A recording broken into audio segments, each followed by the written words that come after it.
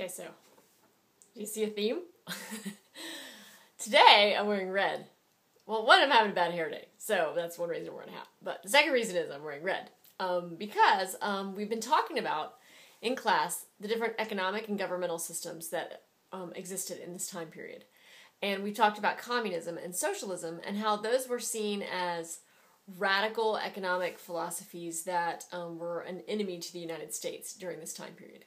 And therefore, there was a lot of negative attention given to the idea that capitalism was under threat. And so we're going to be talking about the rise of a new trend during that time period called Nativism. And we've talked about Nativism two other times before, right? There was the Nativists of the 1850s who founded the Know-Nothing Party. There was the Nativists of the late 1800s who, the Chinese Exclusion Act, the Gentleman's Agreement. Well, this is a new wave of nativism that happens in the post-World War I period. And it goes with this handout, creatively titled Nativism. And we're going to be talking about how this was a growing trend that manifested itself in a lot of different ways in the 1920s. Okay, so let's head right to the PowerPoint.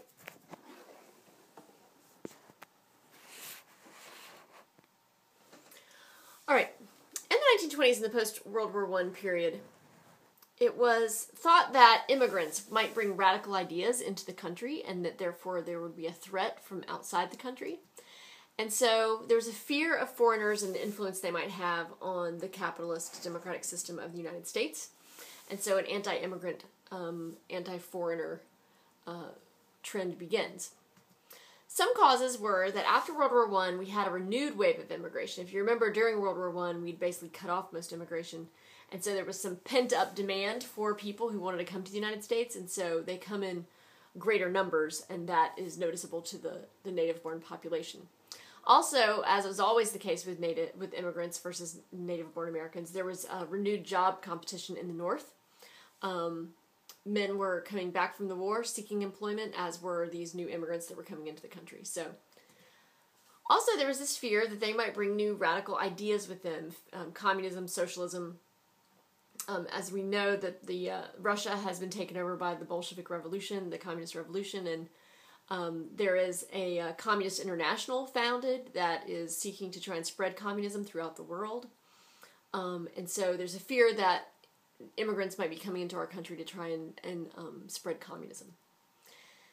So if you've ever read The Great Gatsby, for example, you know that within there, it might be Ragtime by F. Scott Fitzgerald, but at any rate, there are literature about the 1920s fiction usually might reference the fact that there were lots of mail bombs going off in the 1919 time period. Government offices and big businessmen who would receive packages in their offices that when they opened them would explode. And the idea was that this is being done by anti-corporate, anti-government forces like anarchists, communists, who wanted to threaten private industry or overthrow the government. There was also a fear that a communist revolution would begin with a worker revolt. That was key to Karl Marx's Communist Manifesto. And so the idea was that it would start in labor unrest and then strikes, and then that would lead to violence, which would lead to a widespread revolution. So unlike the progressive era before World War I, where strikes and the president tried to work with labor to improve working conditions, now strikes are going to be seen negatively as a threat to the capitalist system.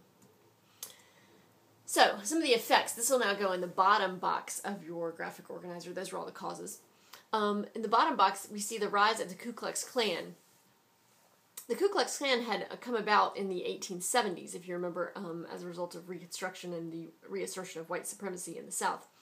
But now the KKK is going to expand and widen their targets.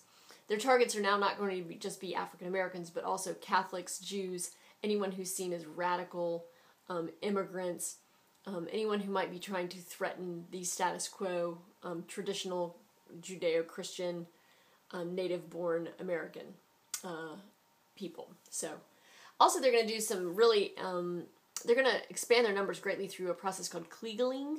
The way you could recruit people into the KKK was you recruited them in, and I think they paid something like $10 to get into the organization, and whoever got them to join kept 5 and then passed 5 on to the organization. So they made it an incentive to recruit more and more people.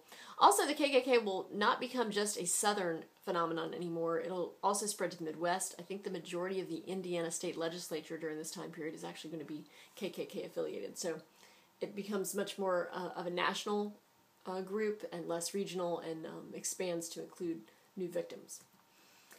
An example of that is in 1925, they had a march in Washington, D.C., and you can see the Ku Klux Klan members all in their sheets and hoods and waving American flags. Another example of the effects of nativism is something called the Palmer Raids. The Attorney General during this time period was A. Mitchell Palmer, and he was very paranoid about the impact that radicals might have on the government, and as a result, even though he was supposed to make sure that the law of the land was enforced, he actually illegally went and searched suspected communists' homes and offices and arrested over 4,000 of them during this time period. So rather than upholding the law, he rather trampled on the law as he went about trying to round up communists and find out more information about them. This was also the time in the 1920s where we're going to get the formation of the Federal Bureau for Investigation, the FBI. A famous American named J. Edgar Hoover will be working as a mentee or under A. Mitchell Palmer and will come to lead the FBI by the 1930s. So this is the beginning of a lot of kind of the building of the infrastructure of the Federal Bureau for Investigation and the other law enforcement branches of the federal government. We also get the Immigration Quota Act passed during this time period, which basically limited immigration, especially from non-European nations. It basically took whatever populations existed in the country at the time, and they gave a quota, I think it was like 3% of that total population could then immigrate to the United States after that. So since there were a lot more people of European ancestry in America already, 3% of their number was a large number of people could continue coming from Europe. But other nations like Africa or other smaller countries in Southern and Eastern Europe, for example, who might have fewer immigrants, they were very limited in the number of immigrants that could come. So basically what you need to remember about the Immigration Quota Act is that it just cut immigration drastically, and it especially discriminated against non-European immigrants. We'll look at this political cartoon in class, analyze it a little bit more, make sure you understand how it applies to what we're studying here. Another effect of nativism was a famous court case called the Sacco and Vanzetti case. Two men, Niccolo Sacco and, Niccolo Sacco and, I've forgotten the Vanzetti guy's name. It'll come to me. They were charged with robbery and murder. Basically back then, this is kind of interesting actually. Back then, when you got paid at the end of the week, you got paid in cash, and the payroll clerk would line up outside the factory gates, and with usually an armed guard there and a big bag of money, would pay you out on Friday your entire week's wages. So if you needed some money fast, one way you could get it is to stand outside or drive by one of these locations on a Friday afternoon and hit up the payroll clerk with all the money. And that's what happened in this case in Boston, Massachusetts, is the payroll clerk was robbed and then murdered. These two men, Sacco and Vanzetti, were charged with the murders. And the trial was extremely controversial. Some of the eyewitnesses were a little bit unusual, like a woman named Mary Splain. She said she had seen Sacco in the getaway car, but when further questioned about that, she was over 200 yards away, which is 2 football fields away. So to do an eyewitness identification based on that kind of testimony was considered kind of unusual. But at any rate, despite the controversy related to the evidence and evidence tampering and those kinds of things, eventually Sacco and Vanzetti were found to be guilty and executed using the electric chair, which was a new invention for electrocutions, a little-known invention of Thomas Edison's, actually, that carried out the executions when they were found guilty. So there were a whole lot of controversy about whether justice had prevailed here or injustice, and if this was really about the two men's being guilty or rather about their immigration status, so or their political beliefs. So they were convicted on flimsy evidence. They were executed, and later we find out that there was in fact evidence tampering that went on. One of the hat that was found at the scene of the crime was said to have a little nail hole in the back of it, and that was conclusive evidence. They thought that it had hung at Sacco's house where he hung his hat on a nail.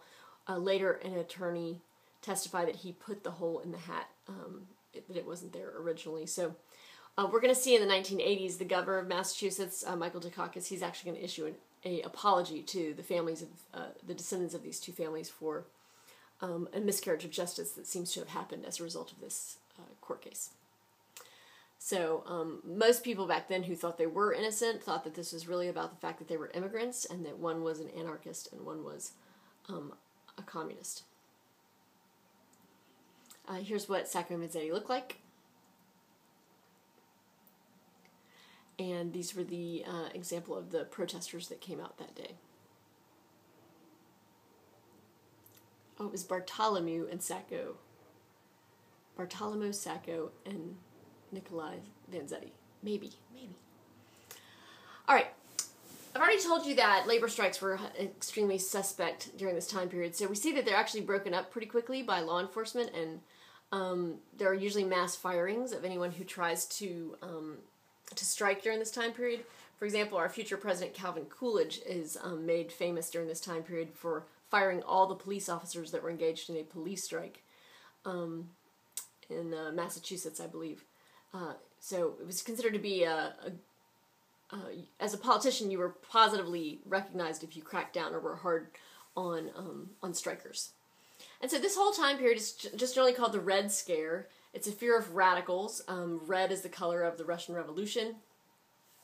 And the idea is that they just really cannot be trusted, and therefore we need to crack down on any elements within the country that bring about any threat to the American way or capitalism or democratic forms of government. So, just to make the point further, I'm going to eat a little red Jell-O. With my red spoon. That's pretty good, actually. Because if anything is true about being red in the 1920s, it's that you're a little shifty, right? So, just say no to red in the 1920s. All right, see you in class.